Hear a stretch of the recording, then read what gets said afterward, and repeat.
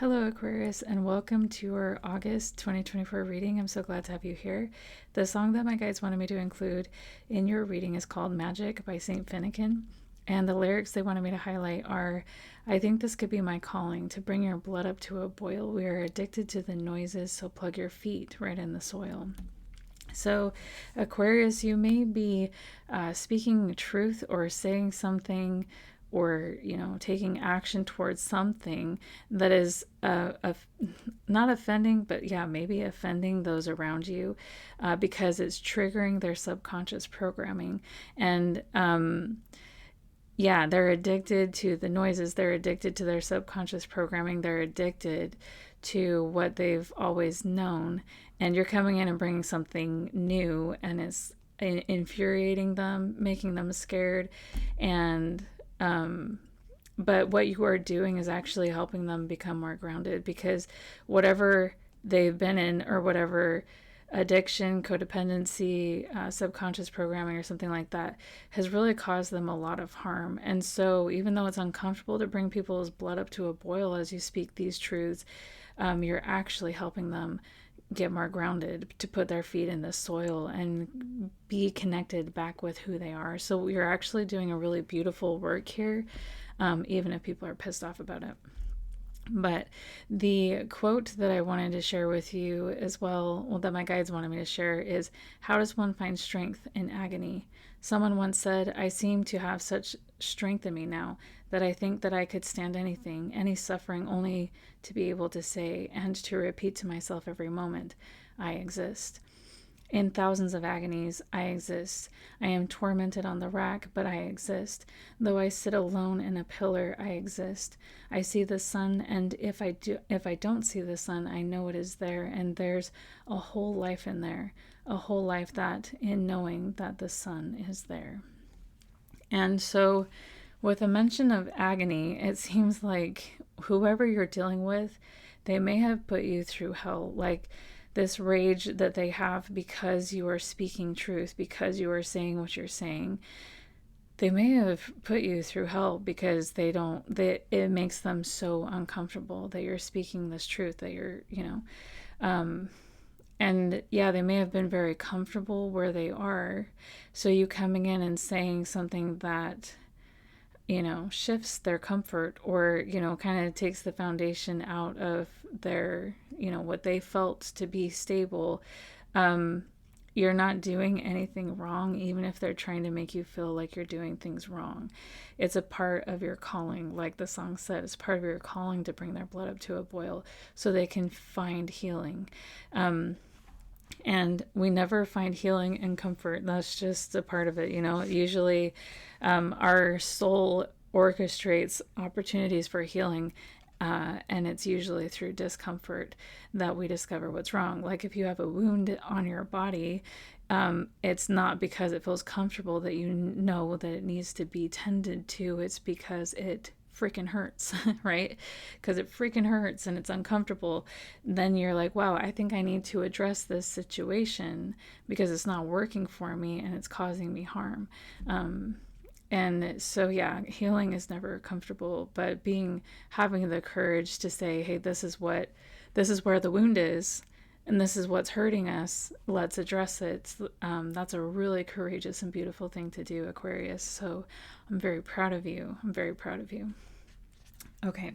The oracle cards you only have one oracle card, and it's this one. It says faith. And at the top, it says hope, support, miracles, and spirituality. And I wanted to read this to you from the guidebook before I say anything about it. It's number 48, if that's relevant to you. And from the guidebook, it says, when we order food in a restaurant, we know that it will come, sometimes right away, sometimes with a little wait, but it will come, and when it does, we almost always get what we ask for. Life delivers us experiences in a similar way, based on our feeling-based intentions and faith-filled action. The challenge is that when we seldom take time to clarify our order based on what we truly desire, choosing to focus on menu items that we don't really want instead. And when we do get clear, we often undermine our clarity through self-doubt and fearful expectations. Now is the time to bolster your faith. Faith is your ability to believe in that which is not yet visible, to accept and acknowledge support from seen and unseen places. With faith, people can see beyond our current we can see beyond our current circumstances to the full realization of our highest visions. We see our needs clearly, and we know that those needs will be wonderfully met. We do not judge or react to unexpected developments, but we choose instead to see the gift within each turn of the river. With faith, our prayers and intentions are not with angst, but with calm gratitude for the miracles unfolding around us and for all that we are in the process of receiving. The meaning of certain events is not always clear while we are in them, but with faith we can trust in the great unfolding plan. As the saying goes, everything happens for a reason. Look at your beliefs and what has influenced your spiritual path. What does your faith come from, and in what or who do you place your faith in the most? This card encourages you to expand your perspective about spirituality and faith. Be open to something larger than your own being. Acknowledge that we are a part of a larger divine force and that we are connected to it and one with it. This card is letting you know that you are guided and supported right now. Listen to the whispered call of this guidance and follow where it leads you.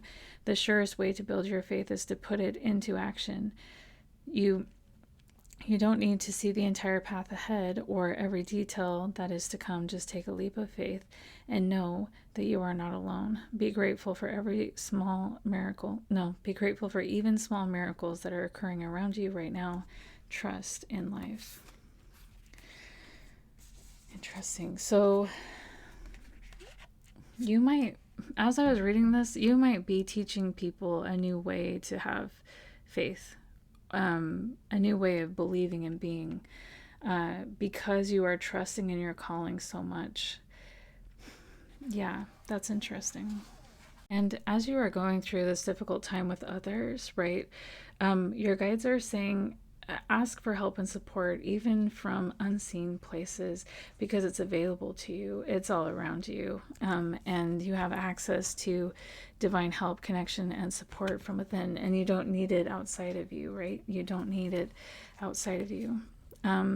It seems that you are of a very clear mind, and there's truths that you are sharing, and you're doing it unapologetically, because I have a hair tickling me, because it's true, right? And you're trusting the divine calling that you've been given to be a truth speaker. And when you are a truth speaker, the only people who are offended or angry at you for speaking that truth are the people who don't like truth, and that is not your problem.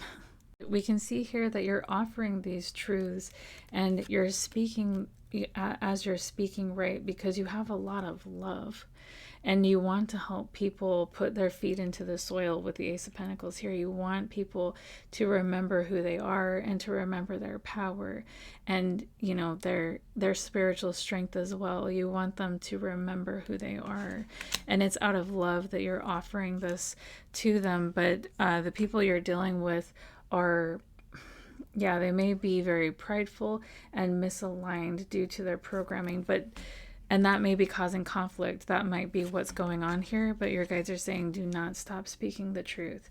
Do not stop speaking the truth, because you may not see it, but things are actually healing under the surface. Things are actually getting better.